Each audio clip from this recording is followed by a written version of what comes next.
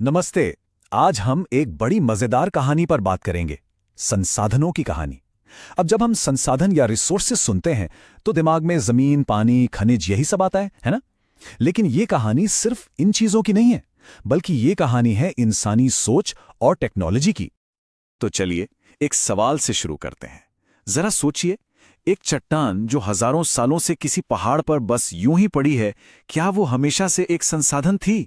मतलब क्या हमारे पूर्वजों के लिए उसकी कोई कीमत थी, वैसी ही जैसी आज हमारे लिए है? इसका जवाब असल में है नहीं, बिल्कुल नहीं। और पता है, यही आज की हमारी पूरी बातचीत का सबसे जरूरी हिस्सा है। बात यह है कि संसाधन वो प्रकृति में बस मिलते नहीं हैं, उन्हें इंसान बनाता है, अपने ज्ञान से, अपनी जरूरत से। तो आइए इस कहानी की शुरुआत में चलते हैं।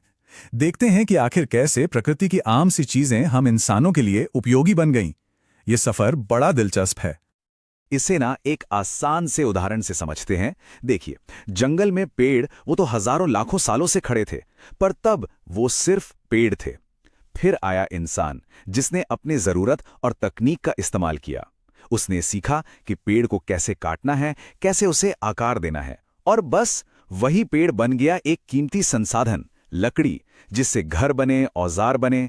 बस यही है संसाधन बनने की पूरी प्रक्रिया। और इसी कमाल के विचार को एक बहुत मशहूर भूगोलवेत्ता E.W. जिम्मरमैन ने एक लाइन में समेट दिया। उन्होंने कहा, resources are not, they become. यानी संसाधन होते नहीं है, वे बनते हैं। इसका सीधा सा मतलब है कि कोई भी चीज संसाधन है या नहीं, ये इस बात पर निर्भर नहीं करता कि वो मौजूद है, बल्कि इस पर करता है कि क्या वो हमारे लिए उपयोगी है और क्या हमारे पास उसे इस्तेमाल करने की काबिलियत है। तो फिर इस पूरी कहानी का हीरो कौन हुआ? वो है इंसान खुद। हाँ, सच तो यह है कि सबसे बड़ा संसाधन तो मनुष्य ही है। सोचिए, उसी का ज्ञान, उसका हुनर, उसकी कला, चाहे वो एक सिंगर हो या एक पेंटर, यही तो है जो प्रकृति की चीजों को मूल्यवान बनाते हैं। अगर इंसानी दिमाग ना होता तो कोयला आज भी जमीन के नीचे दबाए काला पत्थर ही तो होता, और क्या। अच्छा, तो अब जब इंसान को यह बात समझ आ गई कि वो संसाधन बना सकता है, तो अगला कदम क्या था? अगला कदम था उन्हें बेहतर तरीके से समझना और मैनेज करना। और इसके लिए उसने उन्हें अलग अलग वर्गों में बांटना, यानी क्लासिफाई करना शुरू किया। तो चलिए देखते हैं ये क्लासिफिकेशन कैसे किया गया। तो सबसे पहला क्लासिफिकेशन है उत्पत्ति के आधार पर, मतलब कोई चीज आई कहां से है। इसमें दो तरह के संसाधन हैं। एक होते हैं जैविक या बायोटिक, यानी जिनमें जान होती है, जैसे हम इंसान, पेड़ पौधे, जानवर, ये सब।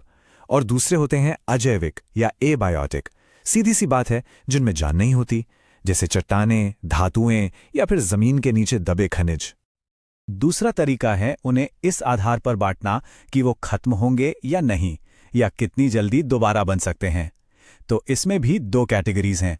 पहले हैं नवीकरणीय, मतलब रिन्यूएबल।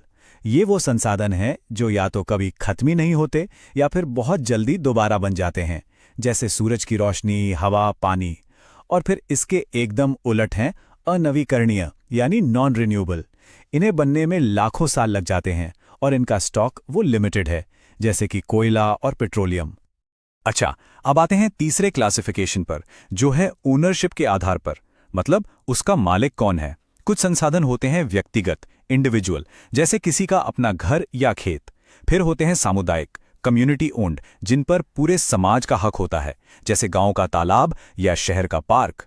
फिर आते हैं राष्ट्रीय, यानी नेशनल रिसोर्स, नदियां, जंगल, ये सब पूरे देश की संपत्तियां हैं। और आखिर में है अंतर्राष्ट्रीय संसाधन, जैसे कि समुद्र का वो हिस्सा जो किसी देश की सीमा से 200 किलोमीटर के बाद शुरू होता है। और जो आखिरी क्लासिफिकेशन है वो थोड़ा सा पेचीदा है। ये है विकास के स्तर पर, मतलब हम किसी संसाधन को इस्तेमाल करने के कितने करीब हैं। चलिए इसे एक एक करके समझते हैं। सबसे पहले हैं संभावित, यानी पोटेंशियल। ये वो हैं जिनकी क्षमता तो बहुत है, पर हम अभी उनका ठीक से इस्तेमाल नहीं कर रहे, जैसे राजस्थान की हवा से बनने वाली ऊर्जा। फिर आते हैं विकसित, यानी डेवलप्ड। ये वो हैं जिनका सर्वे हो चुका है, हमें पता है वो कितने हैं, कहाँ हैं, और हम उनका इस्तेमाल भी कर रहे हैं। तीसरा है स्टॉक। अब ये मजेदार है, ये वो संसाधन हैं जो मौजूद तो हैं, पर हमारे पास उन्हें ढंग से इस्तेमाल करने की टेक्नोलॉजी ही नहीं है। जैसे पानी में हाइड्रोजन और ऑक्सीजन तो हैं, पर उनसे ऊर्जा निकालना अभी भी मुश्किल है। और चौथा है रिजर्व, ये स्टॉक का ही वो हिस्सा है जिसे हम आज की टेक्नोलॉजी से निकाल तो सकते हैं, पर हमने उसे भविष्य के लिए बचाकर रखा है, जैसे बांधों में जमा पानी। तो अब हमने संसाधनों के टाइप्स तो समझ लिए, लेकिन यहीं पर एक बहुत बड़ी हकीकत सामने आती है, एक चुनौती, और वो है इनका असमान बंटवारा। मतलब ये कि ये संसाधन पूरी दुनिया में या किसी एक देश में भी हर जगह बराबर नहीं हैं। अपने देश भारत में ही देख लीजिए, ये फर्क कितना साफ नजर आता है। एक तरफ झारखंड और छत्तीसगढ़ जैसे राज्य हैं जो खनिजों से तो मालामाल हैं, पर विकास में काफी पीछे हैं। फिर राजस्थान को देखिए, जहां सौर ऊर्जा का खजाना है पर पानी की बहुत कमी है। वहीं अरुणाचल प्रदेश में पानी की कोई कमी नहीं, पर उसे इस्तेमाल करने के लिए टेक्नोलॉजी और इंफ्रास्ट्रक्चर नहीं है। और लद्दाख अपनी खूबसूरत संस्कृति के लिए जाना जाता है, पर वहां भी सुविधाओं की कमी एक बड़ी सच्चाई है। और ये बात हमें एक बहुत जरूरी सबक सिखाती है, वो ये कि सिर्फ प्राकृतिक संसाधन होने से ही कोई देश या राज्य विकसित नहीं हो जाता। मिसाल के तौर पर एक तरफ झारखंड है जिसके पास रिसोर्सेज की भरमार है, पर वो आर्थिक रूप से उतना आगे नहीं है। और दूसरी तरफ जापान को देखिए, जहां कुदरती संसाधन बहुत कम है, लेकिन उन्होंने अपने ह्यूमन रिसोर्स यानी अपने लोगों के ज्ञान और हुनर पर इन्वेस्ट किया, और आज वो दुनिया के सबसे विकसित देशों में से एक है। और यहीं पर इंसान का दोहरा चेहरा सामने आता है। एक तरफ तो वो है जो प्लानिंग करके विकास कर सकता है, और दूसरी तरफ उसका लालच है जो सब कुछ तबाह कर सकता है। और दुख की बात यह है कि पिछले कुछ दशकों में इंसान का यही लालच उस पर हावी हो गया है। हमने इन संसाधनों को अपनी जागीर समझ लिया और उनका इतना बेतहाशा इस्तेमाल किया है कि आज हम एक बहुत बड़े संकट के दरवाजे पर खड़े हैं। और ये संकट अब किसी से छिपा नहीं है। ग्लोबल वार्मिंग, ओजोन परत में छेद होना, हमारी जमीन का बंजर होते जाना, हर तरफ फैला प्रदूषण और मौसम का जो मिजाज बिगड़ रहा है, ये सब उसी अंधाधुंध इस्तेमाल का ही तो नतीजा है। और इसी लालच को लेकर महात्मा गांधी ने एक बहुत गहरी बात कही थी। उन्होंने कहा था, पृथ्वी हर किसी की जरूरत पूरी कर सकती है, पर किसी के लालच को नहीं।